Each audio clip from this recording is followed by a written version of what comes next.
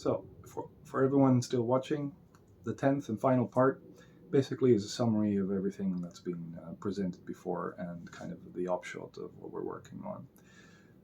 And also some of the things that we've finished. So, authorization, something that we're not going to have to touch upon for the coming time. Has been decided what we're going to do. No code on the side of Gitea needs to be changed or altered at this moment.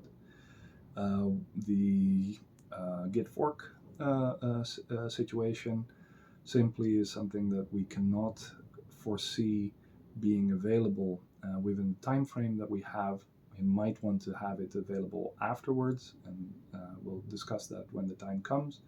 But right now, this is not on the development roadmap for Gitea or for us for the purposes of being able to switch over. Sadly, it would have been nice to have this, but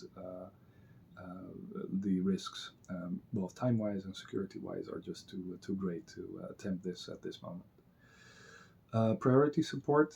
Priorities, as opposed to having them be generic labels or tags, is something that's being worked on by Gitea as a whole. Hopefully will be something that we have something that we can see and enjoy soon.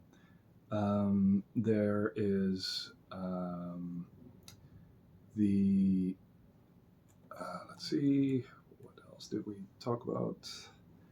Oh yeah, so the main things that we are going to be concentrating on in the next 2 weeks ourselves, like that I've asked Matti to look at, are the complexities regarding the pull requests.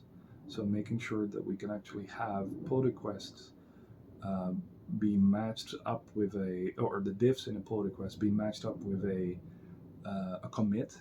Even if we don't have a commit, let's make some logic. Let's get some logic in place using most likely git bisect to figure out whether or not a certain patch actually applies cleanly.